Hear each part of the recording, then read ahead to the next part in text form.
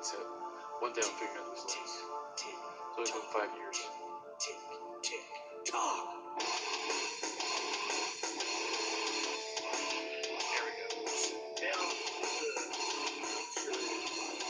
Ladies and gentlemen, welcome to the new podcast started today for America's pop culture magazine, Breaking the Fourth Wall. I'm your host, Chris Wild, and with me right now, let me go ahead and kill the intro music here. Joining me right now is Mike Amadeus Thorne. Hey, Mike, how's it going, man? Mike, It's going very, very well. How are you doing tonight? There he is. All right, yeah, I'm doing well. Right now, it's just going to be me and Mike on the panels for the inaugural episode of Breaking the Fourth Wall. We will be joined in, hopefully, by Max Mages as well as maybe even Christopher Weiss. We're waiting to hear back from him. Unfortunately, this was kind of a last-minute put-together. For those of you who have never heard our show before, which would be all of you, because all of you have never heard us talk before. Well, except for the wrestling fans, and even they didn't want to hear us speak. Nope. That's true, right? What we're going to do today is we're going to sit here and we're going to talk movies, music, comic books, regular books, video games, and whatever else catches our fancy. This is a kind of a critique show, but it's going to be a little different because we don't care what the censors say. We will speak our truth and our opinion. We don't get paid by anybody. We don't make any money on this. So if we say we like something, it's because we simply like it. And if we think it's garbage, we're not going to beat around the bush. We're going to tell you straight out it's garbage. Am I right or wrong in that? Absolutely. All right. Somebody say something's complete a little trash. What was that? Well, I have no idea. Well, what was that? For you guys that are not feedback or something, I heard that. Oh, I have no idea. You know, maybe the ghost in the apartment's actually sitting here eating, watching the show. Who knows? But oh, excuse me, had to wet the throat a little bit. So right now we're going to go ahead and go into our first topic here. We're going to go ahead and go into our first topic here. Our first topic, this being the inaugural show, is kind of a loose format because it's just a couple things that came to my mind, mostly while I was working or whatever else. I listened to a lot of different other podcasts, John Campea, the Jedi Council from Collider, and stuff of that nature. And I mean, it had me questioning a few things. And one hot button topic that hit me today was actually on Facebook, which was a shared thing from comicbook.net, talking about that Marvel is planning to change Iron Man from Tony Stark to a 15-year-old black girl named Riri or Riki or something of that nature. And it's going along with their new phase of trying to be more, and I'm quoting, politically correct, following along such lines as making Captain America an alternate Captain America, mind you, because you also have Steve Rogers all of a sudden part of Hydra the whole time, but also a black female Captain America, a female Thor, and a gay Asian Hulk. And it really... Wait, stop. Go ahead. Before you go any further with anything you're saying, rewind just a tad bit on that. Marvel is looking to change this to be politically correct. Is that what I'm hearing you say? Yeah, and thus far it's only for the comic books. I mean, it's not supposed to be reflected yet in the MCU with the movie. So I hope not. I mean, okay, I understand you want to change things up. I understand you want to give you a little bit of different genre for something that's been out there for God knows how long at this point. You want to change things up a hair bit, but to change it up to an extreme like that makes no sense. But then again, if you're trying to create something different, something new, keep it in the comic book, leave it there, and if people are interested, they'll bite. If they're not interested, they're not going to bite. You put it in the theater, it's going to flop. End of story. Don't even try to make it into a series on TV because it's gonna flop. A Netflix, maybe a Hulu deal. That's about as far as I think it's gonna make it, and it probably won't even make it there either. All right, well, fair enough. I mean, when I saw the article, the only thing that hit me, and quite honestly, I want to go on record real quick and just simply say that I do not have an issue with having black characters. I do not have an issue with female characters. I do not have an issue with LGBT characters or transgender characters. I have no problem with that whatsoever. My issue in this particular instance is if you want to create a black character, a female character, a LGBT or transgender type character, create it from scratch. Don't mess with established properties. Iron Man is Tony Stark. Odin is Thor is the son, not the daughter, the son of Odin. The Incredible Hulk is Bruce Banner. Captain America is Steve Rogers, and yes, Steve Rogers in the comic did die and was replaced by Falcon, who was a black man. But that's different. That's a storyline. The original Captain America died, and to honor him, the new Captain America donned the outfit. That's different. But how can you have a female character, regardless of black, white, whatever, who's only 15 years old, be Iron Man? It's not possible. Man. I don't get what Marvel is trying to do.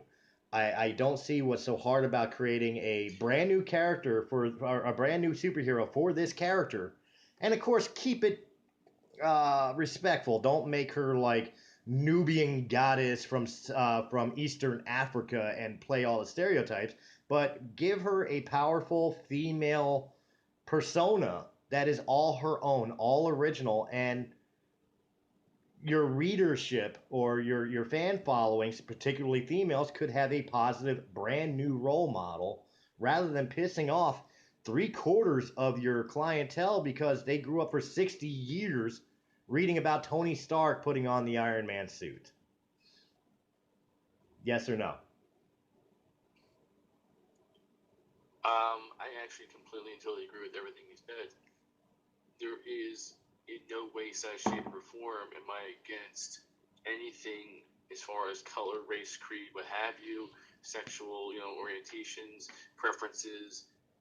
That's totally fine. If you want to do something in reference to anything, recreate, come up with originality, and if you have a transgender superhero, God bless you, go for it. If that's what you're into, go for it.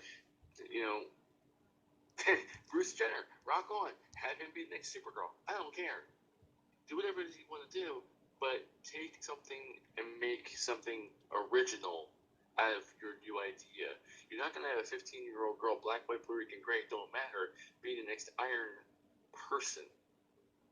It's not going to make sense. It just doesn't make sense.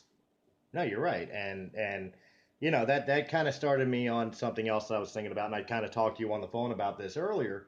Was there's a lot of things that have been going on.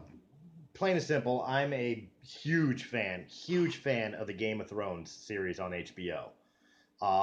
6 seasons. It's been a phenomenal series.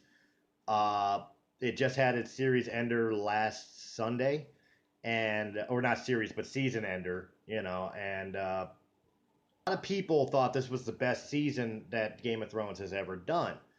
But the fact of the matter, I don't know how into Game of Thrones you are,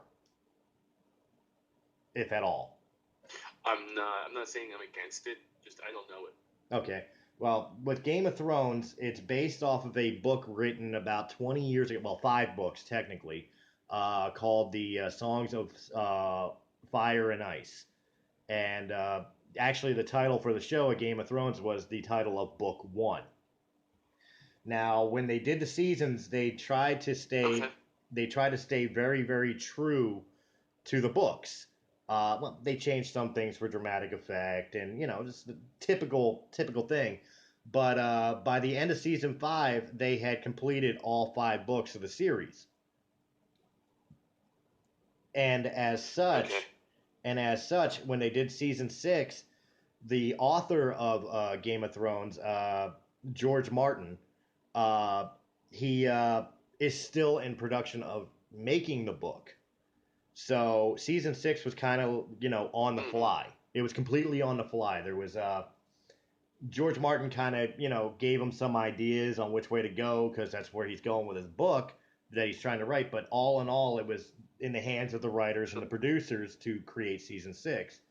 Now, the mixed emotion about this, is the fact that season 6 deviated completely from any books because there was no source material, but it was considered the best season of the show. And that kind of got me wondering, about the battle of media properties, be it I just movies lost or. your video feed. That's all right, as long as you can still hear me. Can you hear me? Yeah, it broke off for like a hot second and came back, and yeah, I can hear you. There's a lot, and I mean a lot of background noise. I just don't know where it's coming from. Probably the ghost in your unit. I don't know, but It might be. either way, I'm getting a lot of feedback.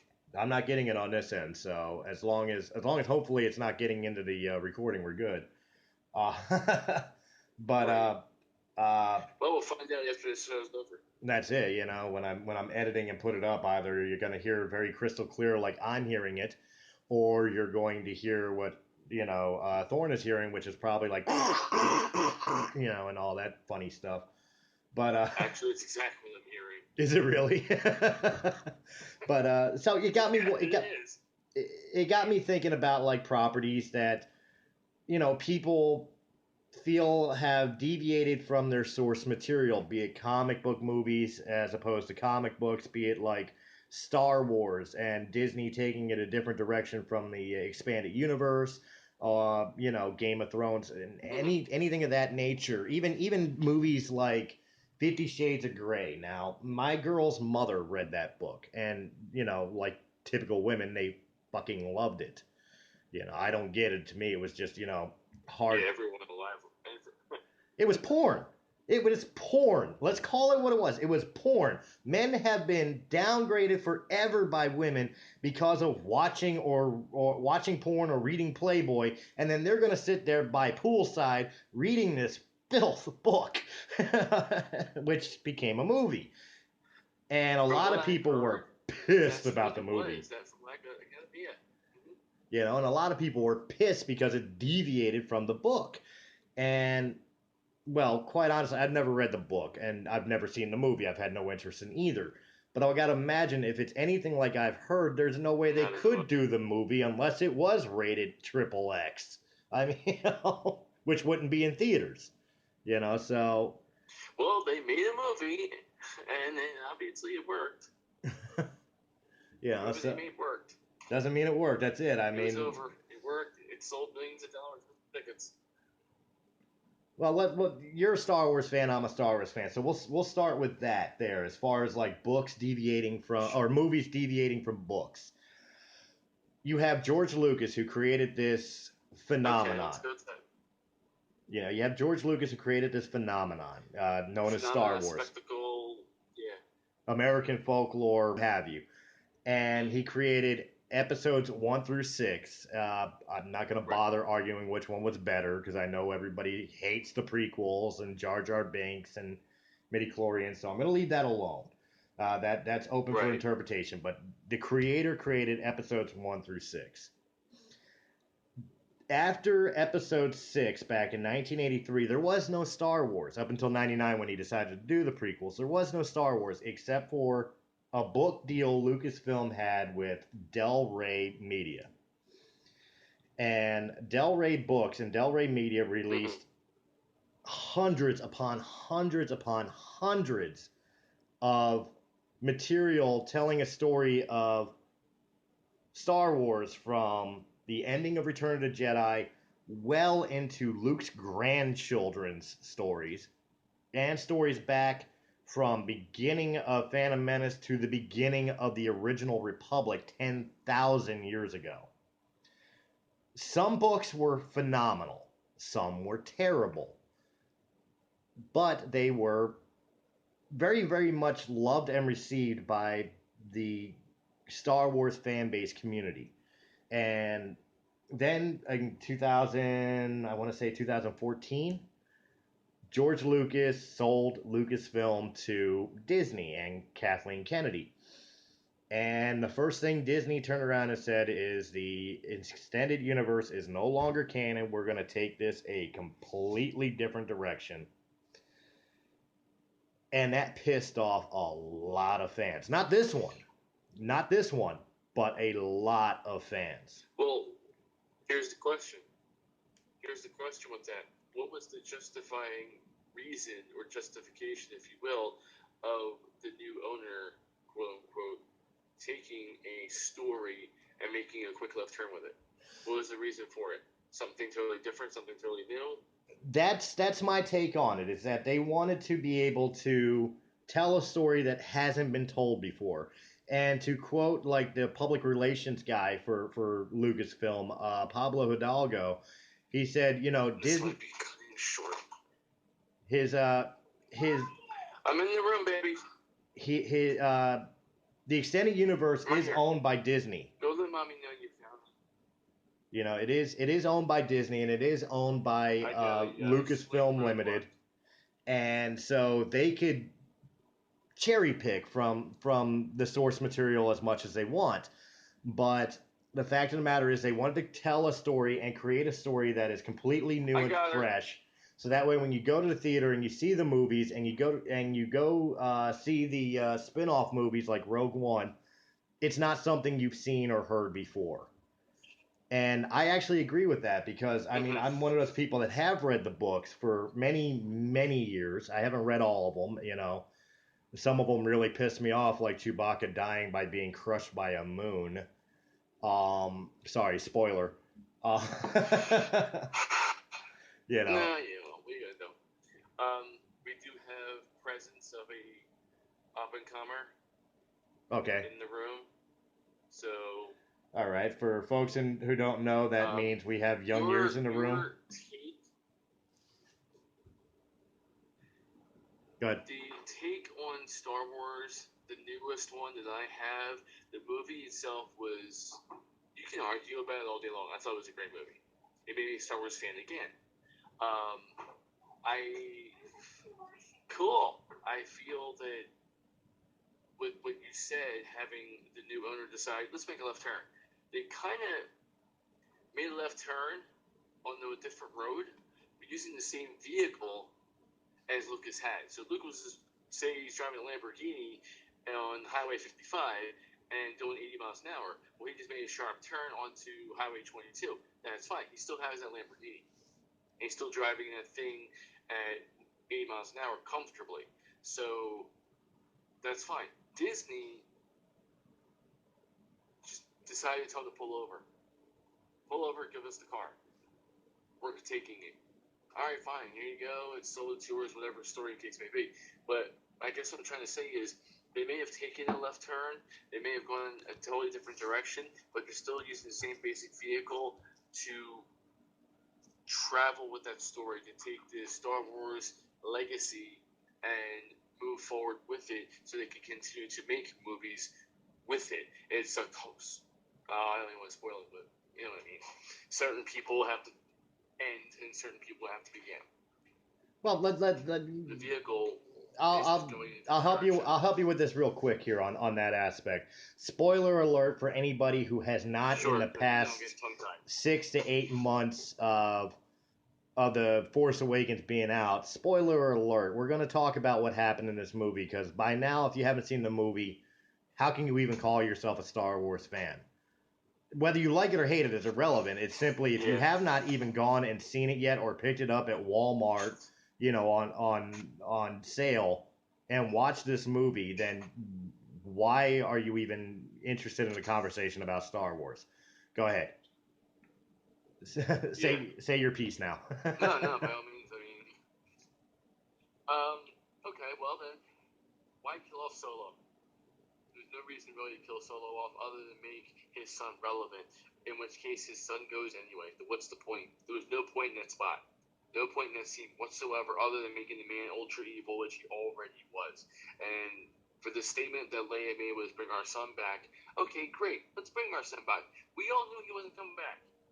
So you're kind of going in a term where, dude, we already know what's happening. We already know it's not going to happen.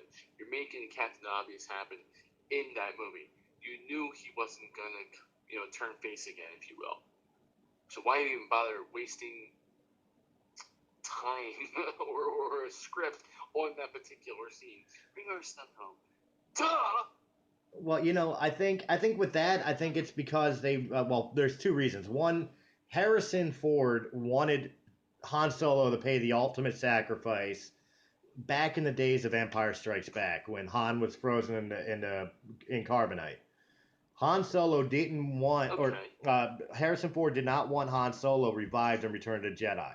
He thought his sacrifice should mean something to the other heroes of the story. With J.J. Abrams doing The Force Awakens, I believe, and I don't know how true or not true this could be. So, don't shoot me in the comments section about, oh, that's not what happened at all, or whatever else. But there's a very good chance that J.J. Abrams made a deal with Harrison of, hey, if you come back and play this one more time, we'll kill him off. You still there? I unfortunately think I've lost my coat. Nope, there he is. He's still there. Okay, so I'm still here, just trying to take care of the baby. Oh, I get that. Hi, Cassie. So. Uncle Chris is saying, you peed yourself? Did you? Yeah, you did. Okay, go change your underwear. All right, so I'm gonna talk over Uncle Thorn, Daddy Thorn doing his job. To the audience. I apologize to everyone. It's kind of like we did have an impromptu, and now my wife needs to go to sleep, which is fine. But my daughter's wide awake and she's 4, and I'm trying my best to cope and things, but it's just not working out. That's fair. So back to what I was saying. While you're handling your business, is that besides Harrison probably making a deal with J.J. Abrams of saying, hey, if I come back and play Han Solo, I want Han to die, and I want his death to mean something. Which leads me to point number 2. I think Han Solo's death, its meaning was to show that Ben Solo, a.k.a. Kylo Ren, who was at that point not yet a Sith. He was dark side, but he was still plagued and haunted by the light side of the Force. He was still getting a pull of sympathy and of remorse and regret for his decisions until that point. And he was given a choice by his own father to do either the right thing or the wrong thing. And what he chose solidified him as a villain, as a bad guy, as an agent of the dark side.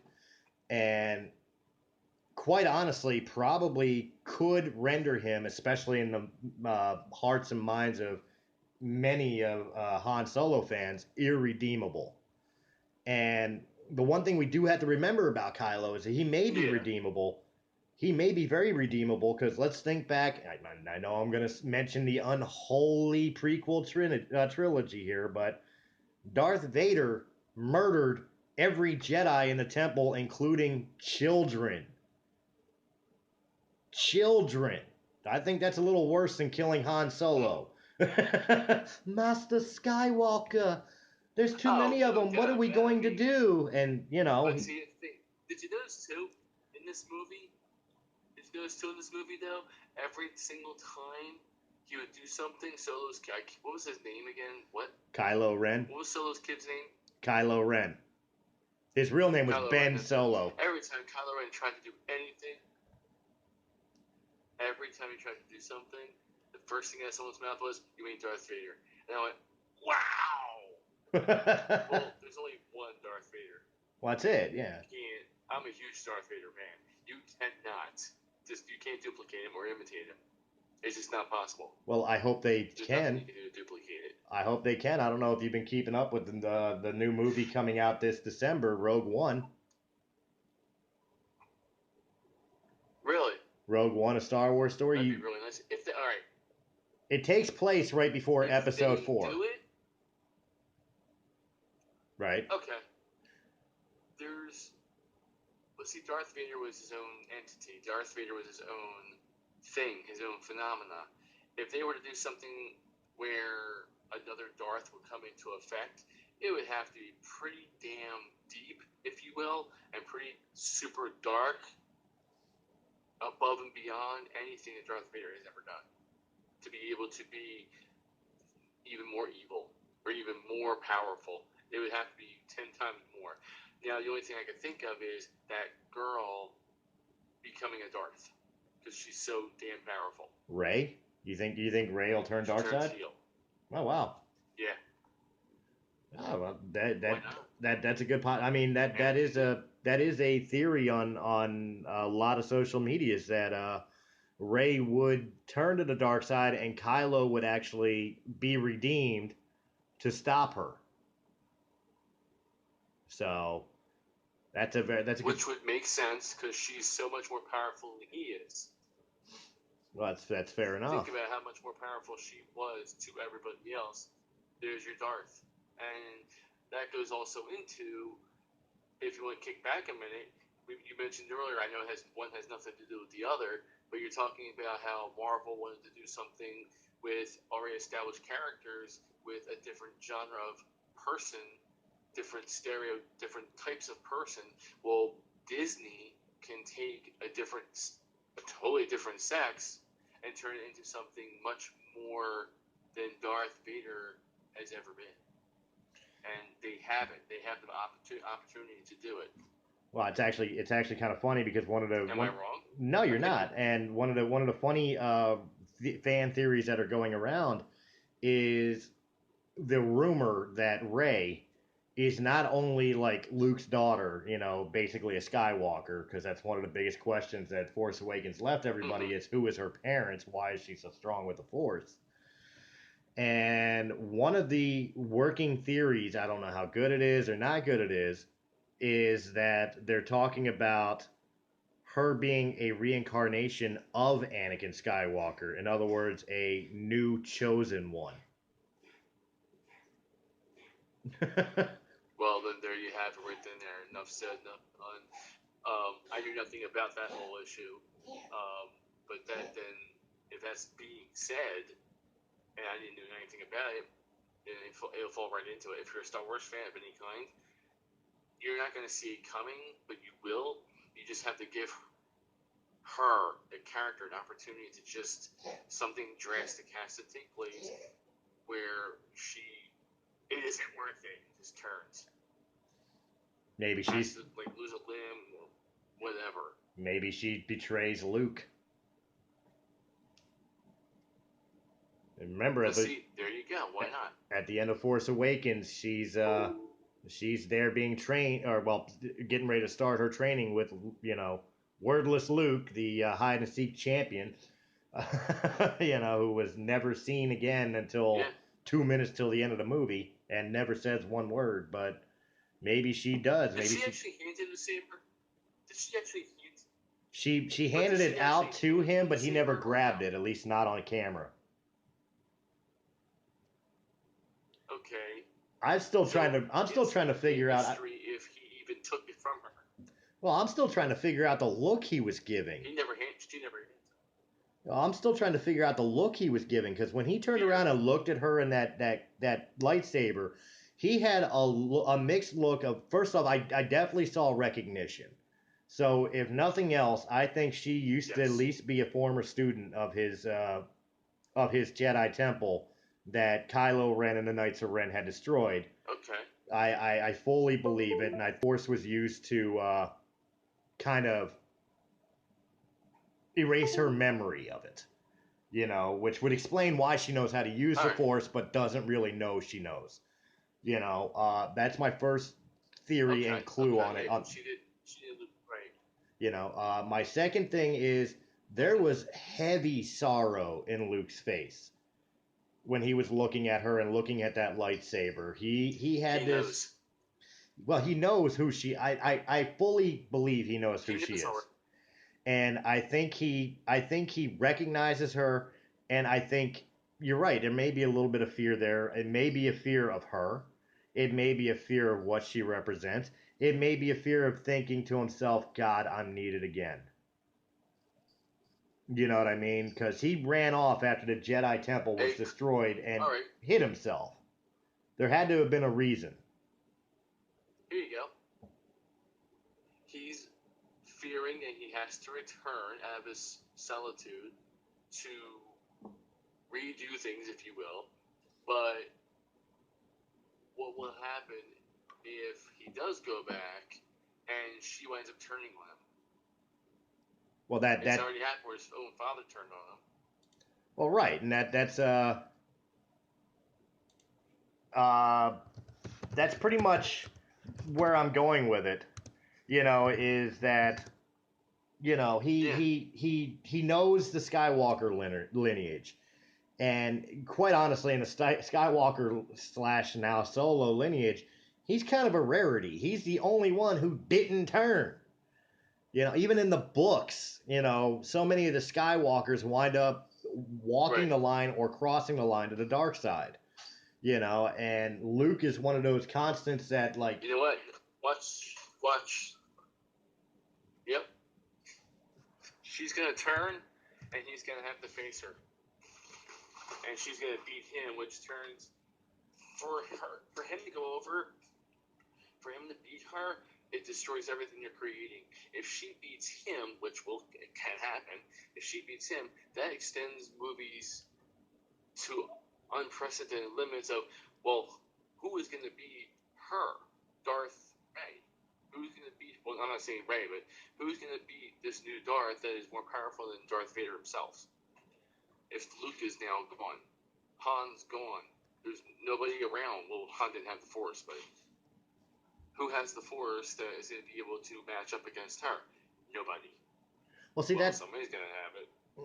That's kind of the thing that I'm kind of looking at, because right now in this universe of the Force Awakens that they created, there is no Sith.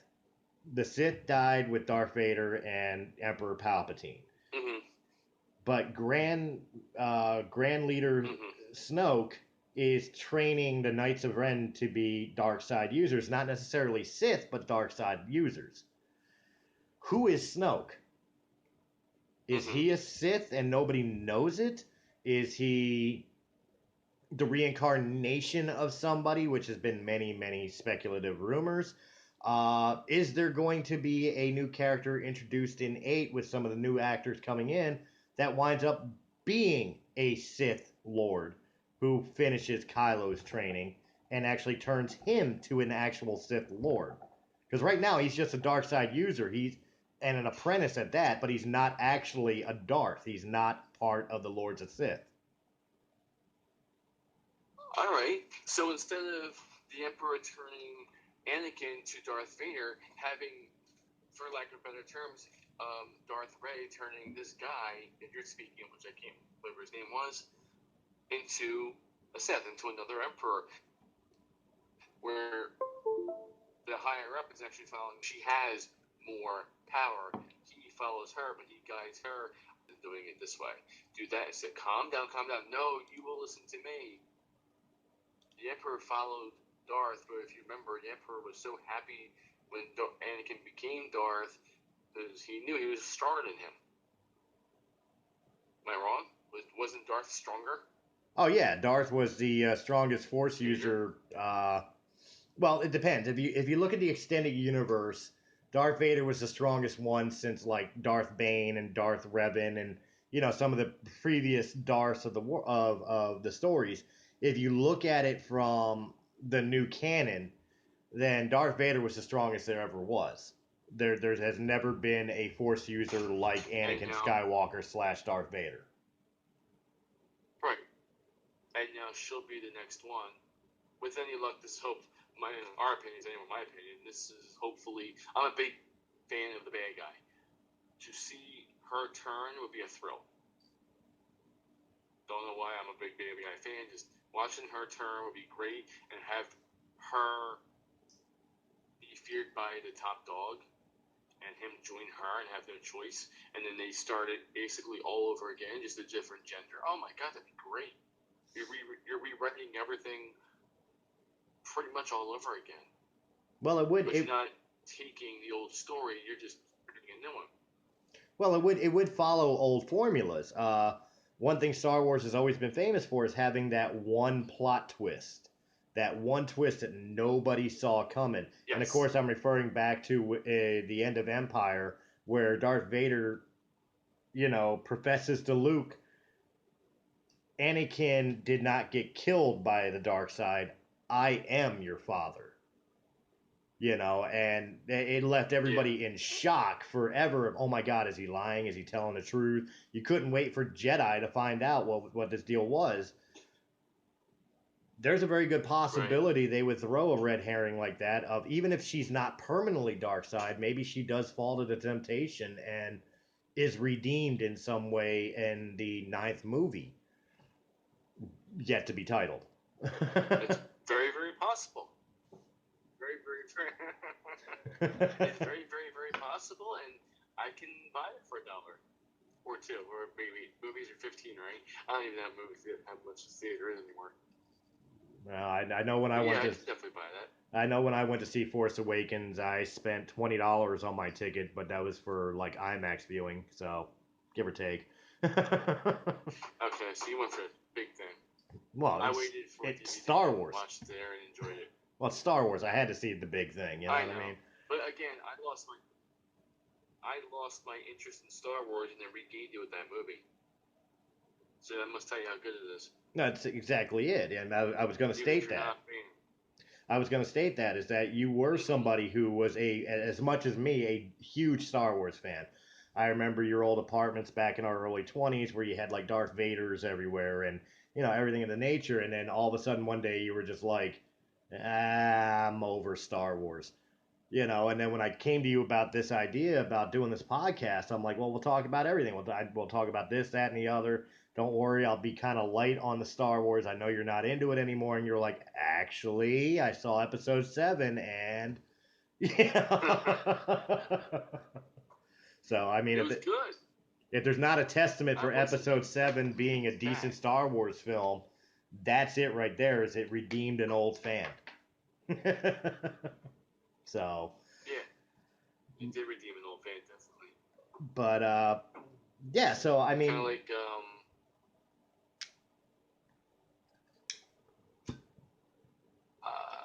I forgot what I was going to say now. It don't make any... Oh, well, no big deal.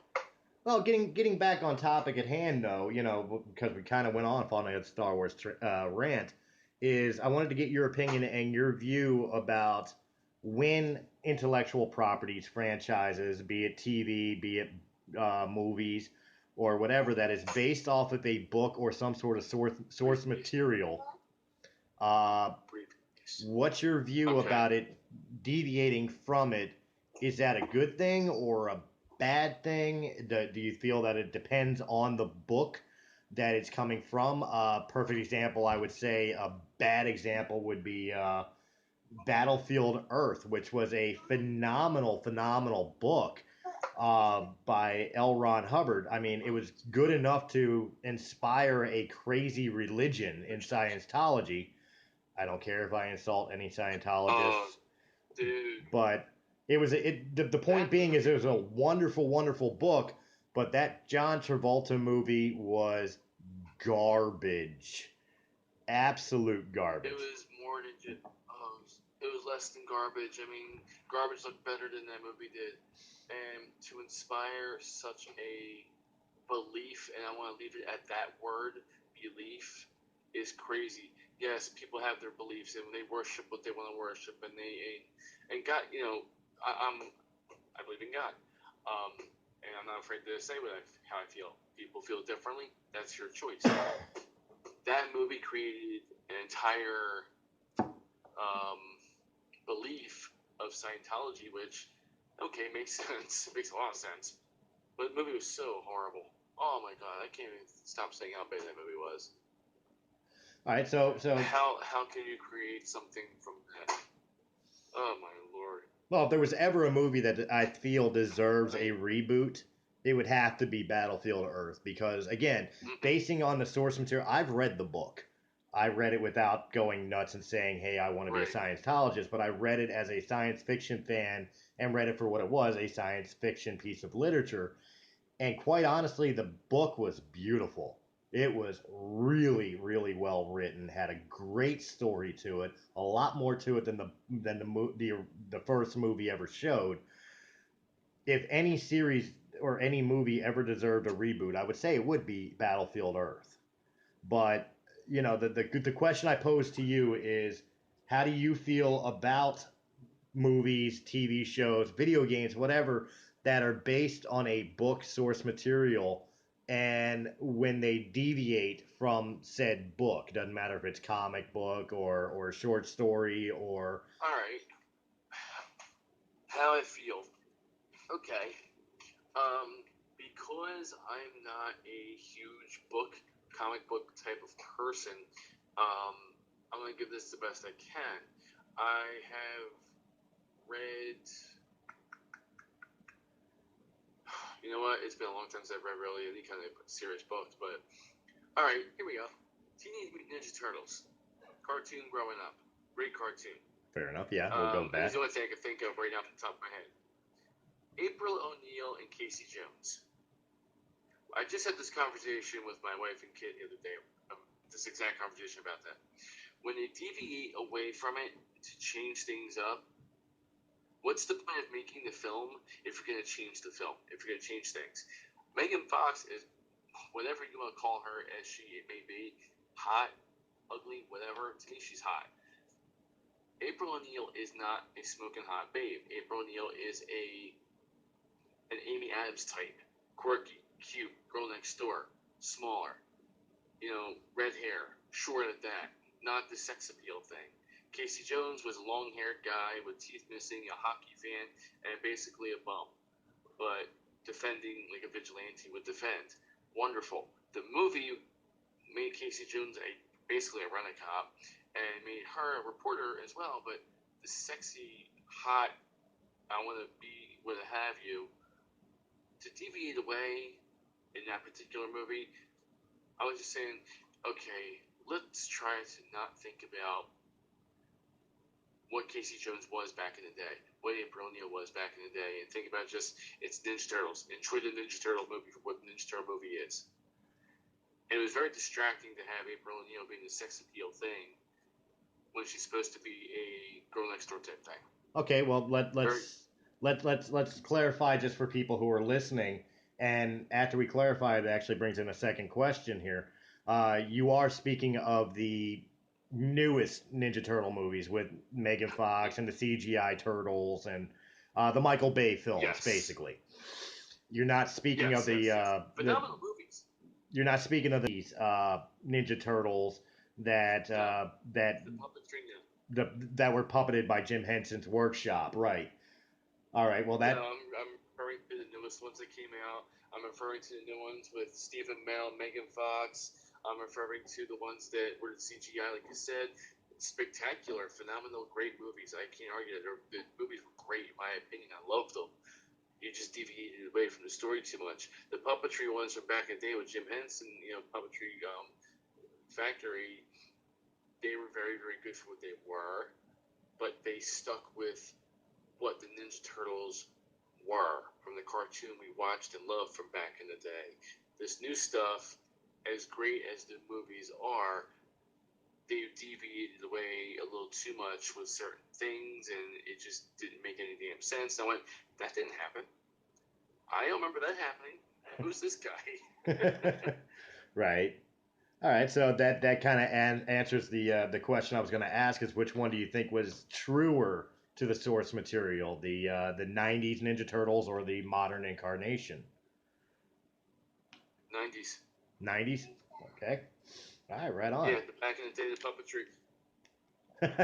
Even though I watched 5 minutes ago, my daughter was watching the thing. I think they traveled in time. Whatever. I never saw the third one, okay. and the puppetry one. I'm going, okay, corny as they may be to today by today's standards, that's still truer to what we're watching now.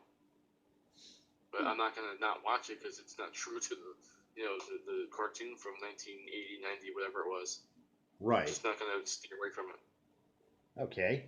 Um, if you were given a choice of any franchise that was out there, be it cartoon, book, movie, whatever, and you would see it come back, rebooted, remade, whatever the case may be, what would you want to see come back and why? Oh my lord. I actually thought about this 100 times over.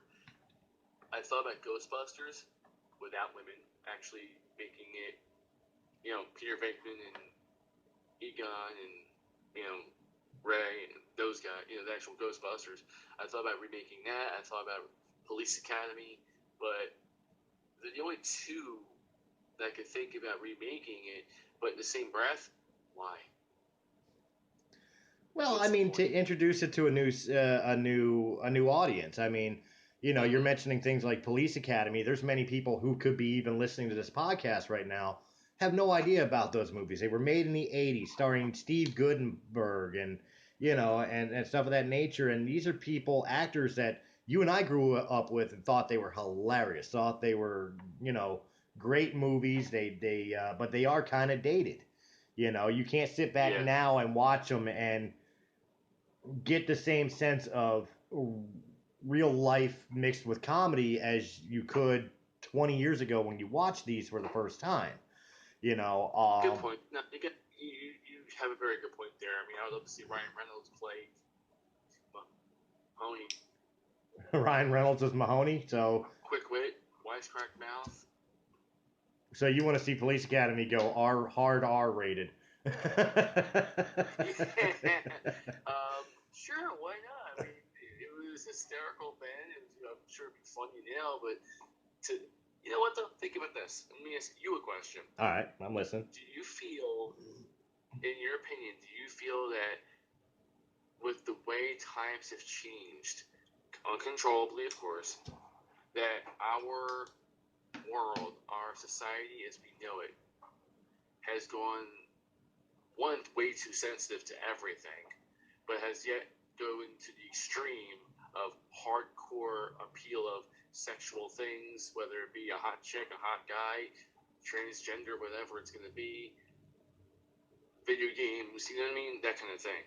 Do you think it's going too soft and yet in the same breath going extreme hardcore with things? Well, if I'm interpreting your question correctly, yes, I think everybody has become way too overly sensitive.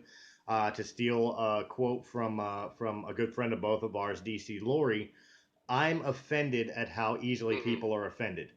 You know, Yeah. it really is a sad world where you think about like the 18-year-olds of World War II who got drafted into the military and are considered the greatest generation who ever lived.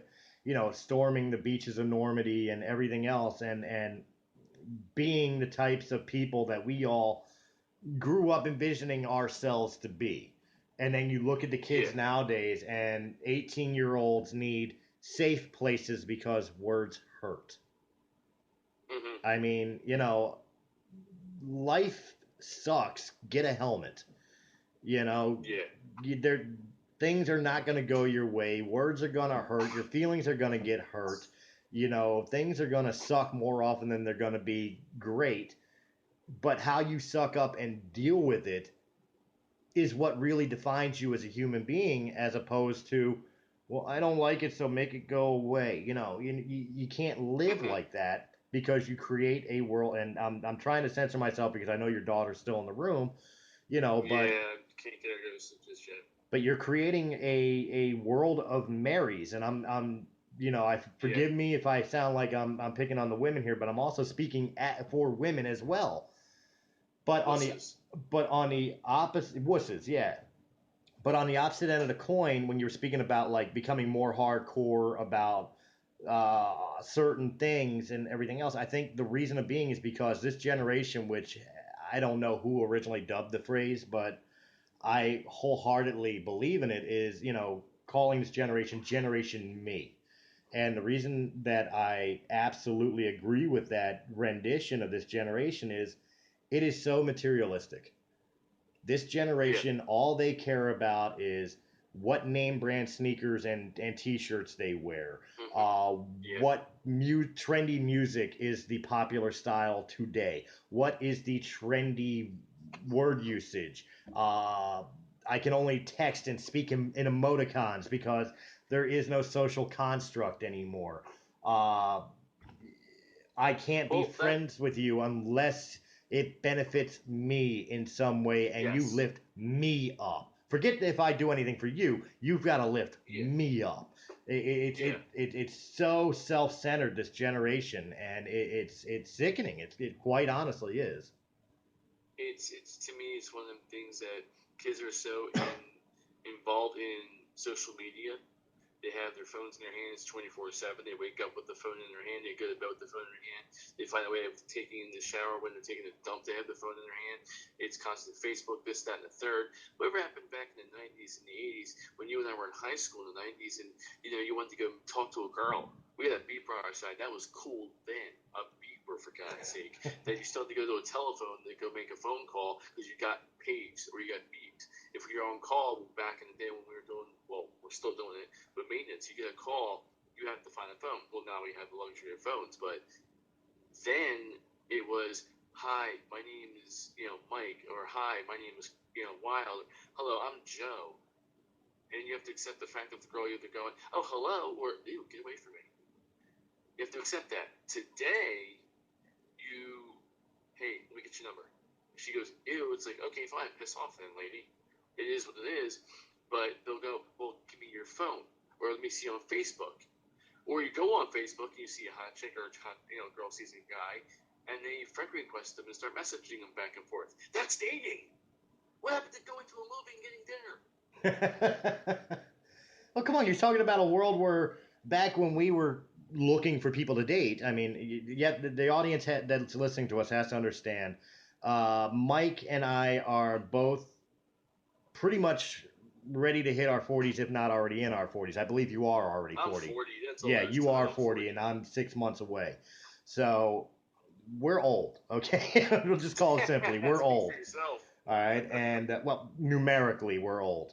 Uh, Numerically, we're old. I'm losing my hair. I'm looking at this camera now. I'm actually, my phone's going to die shortly, too, but that's all the story in itself. well, we're gonna get ready to wrap this up here, but in the fact that when we were in our teenage years and our early 20 years, and we were looking for our respective others, and people that we've dated over the years, we went out and asked people out. We went to the bars, we went to the mall, we went to the whatever, and we saw a girl we liked. We approached them. We dealt with the fear of their gathered around their friends, cackling to each other, and it's like, oh God, is she going to reject me in front of all her friends, and I'd be the joke for the next hour or whatever else? Nowadays, you have, like you said, social media. You have dating sites. You have text messaging. Completely takes away the human connection to it. And what I think is Again, hilarious, we're wusses. right? And what I think is hilarious is, like I just stated, when you approached a woman back in our day, you were so afraid she was going to reject you, whether it was in front of your friends or in front of her friends, or just the fact that you're face to face with somebody. There was something so different about whether she's going to say yes or no. And you had to stir up this amount of courage in you to be able to Mm-hmm. even walk up to them like they're goddesses or something of that nature. Yeah. And then nowadays with the text messaging, the social media, hey, you want to go out? If she says no, you're like, meh, whatever. Or if she says yes, you're like, cool, but it really doesn't have the same connection. And what I think is hilarious about that is how many of the girls you see on social media bitch about how they don't feel like as much of a connection, or that the Yeah. man is trying hard enough to Right. win her affections. It's like, you're doing it over social freaking media. You know Yep. what I mean? I drive, dude. Check this out. I drive Uber. Okay, on the weekends, Right. and it's you can meet some good people. You meet some not good so good people. It is what it is. The people I've met, two girls get in the car and they said, "Hi," I said, "Hey, how you doing?" Whatever, whatever. Just exchange pleasantries. And where can I take you tonight? And they said, "To find single men." I said, Not a problem. I'm sure there's something right or somewhere you can find, Rittenhouse Square, Second and Market. I mean, there's bars and, social clubs all over the place. Right. And then they got into, well, I found a guy on Facebook. And I go, really? So the first thing I'm thinking is, okay, was the picture real? Was this guy showing you a picture of himself in his 20s and he's actually in his 50s and he's, fatter than God knows what? It looks like basically Fat Albert. And he's really showing himself looking like young Brad Pitt. You can't trust social media. Walk up to a guy, hi, you're cute, I like you. And then his wife walks up and says, get away. But anyway, that's right. another story. Yeah, enough about some of your personal life experiences. Quiet you. All right. Well, on that note, we are going to go ahead and wrap this first inaugural show up. Unfortunately, our other guests did not get off in time to be able to join in on the conversation, but hopefully we can get them in on the next one. I am going to go ahead and start off by saying that I am going to be posting this not only as a podcast through Podcast Garden, which is the same podcast company that I use to put up America's Pop Culture Magazine's podcasts. But I'm also going to be putting this audio with a visual picture together to upload it to YouTube. And I will be posting all of these links through my social medias, both on Twitter, which you can find me at ChrisWild77 on Twitter, and you could find me on Facebook.com/WildHigh, Facebook.com/WildHigh. So, send me a friend request and check out the things that are coming. I'll also link in Mr. Mike Amadeus Thorne here. Where could they find you? And tell them what you're going to be up to in your life besides I'm on normal. Facebook. Obviously, I'm on Facebook. I don't have Twitter or any of those other things. I'm on Facebook under facebook.com/ I think it's Anthony Ferris. Shooting, it is what it is. That's pretty much the only social media I'm on. It's Facebook. Okay. All right. And what are you doing with yourself? You're still involved with the wrestling world? Yeah, actually, it's once a month. I was out for 2 years, and then I got back in, and my wife encouraged me to get back in, and now it's once a month I'm in there with the hopes for more, but I'm 40. I'm not going to keep pushing it. There's injuries, there's things that are going to still be there, never go away, but I still love doing what I've always loved to do, and that is professional wrestling. And maybe next show we can get into that. Oh, absolutely. Absolutely. I mean, you and I both have a history in it, so why not? Do you have any up and coming shows? Yeah, do you have any shows you want to promote or anything? Well, sure. Actually, there's a show coming up this weekend, this Saturday night. It's in Gilbertsville at the Zerns Farmers Market, Gilbertsville, Pennsylvania. It's for Worldwide Wrestling Alliance, Dino Santa. Come on out. It's a great time. I believe it's 7 o'clock, 7:30, something like that. All right. It's only like $10, $13. I mean, it's not that big a deal. And the show's great. Well, there you go. Who are you taking on that night? If I knew that, I'd tell you. But I can tell you this. I have every intention on doing what I do best, run my mouth. I will be running my mouth so serious. If I get my ass kicked for it. On that note, what's that? Go ahead. No, I was talking to my daughter. I can't believe she's still up at this time. Oh, okay.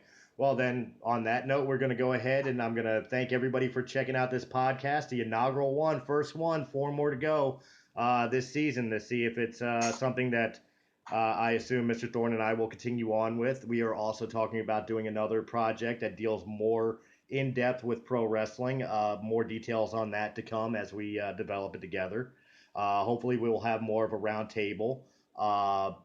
The next coming show. I'm hoping to do it within the next week and have it up for you guys to listen to. But until then, this has been Breaking the Fourth Wall. I, again, am Chris Wild. Thank you very much for listening, and thank you very much to my guest, Mike Thorne, today for talking Star Wars and a whole bunch of other stuff with me. Thank you very much, Mike. Hey, great time, my man. It was fun. Thank you so much, and to everybody out there, Be safe, be hopeful, and see you guys, or hopefully you can hear us next time. And real quick, if you guys have anything that topics you want us to discuss, again, this is going to be up on Facebook. This is going to be up on YouTube. This is going to be up on Twitter. Shout out some comments to us. Leave us your questions on what you want us to discuss, and I will be reading those and bringing them to the panel in the next show. Hey, Cassie. Mm-hmm. Say hi to everybody listening. Or just smile at me. All right. Thank you very much, guys. This has been Breaking the Fourth Wall. Have a good night. Oh, wrong mindset. One down, figure out this list. It's only been 5 years. Tick, tick, tock.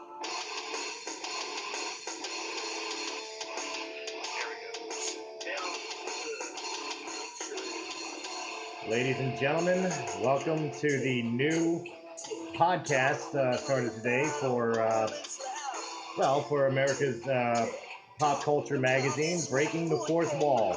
I'm your host, Chris Wilde, and with me right now, let me go ahead and kill the intro music here. Joining me right now is Mike Amadeus Thorne. Hey, Mike, how's it going, man?